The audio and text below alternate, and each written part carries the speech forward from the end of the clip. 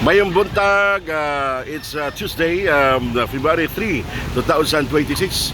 Ariyan na ang mga representative sa kanaylain ng private school. Kaya pahigayon nila ang PRISA, ang Private School Association, Athletes Association. May tungod ko rin sila sa promoting the sports of every private school. Nananili karon iligan, taga Cagayan de Oro, dinhi i-held sa Misamis Oriental Institute and Science of Technology. So medyo na traffic ta karon dining linyaha sa may old road dinhi sa lungsod sa Barangay. Kay dinhi man gi-held sa Moist, no? Ang ilang PRISA na may tungod ang purpose nini ang pag promoting the sports and arts across the private school here inside Region 10 nga managlahi ng mga eskwelahan ng mga pribado o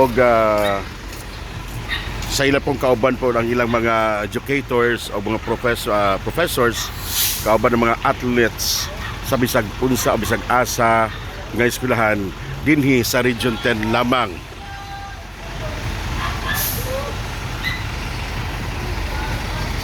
So mag-start ang ilang programa, ang ilang programa sa sports karong hapon na ay naa sila'y parade alas 2 sa kahaponon dinhi sa lungsod sa Barangay.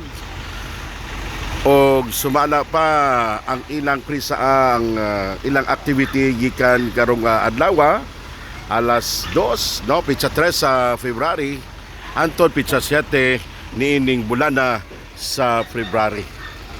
Sa mao ni ang atong makita ng atong mga martial nga mga students gikan sa Misamis Oriental Institute and Science and Technology nga nagmarsyal o nag-guide para sa mga bisita sa mga lain-lain nga pribado nga eskwelahan dinhi sa Region 10. Kini muna ang atong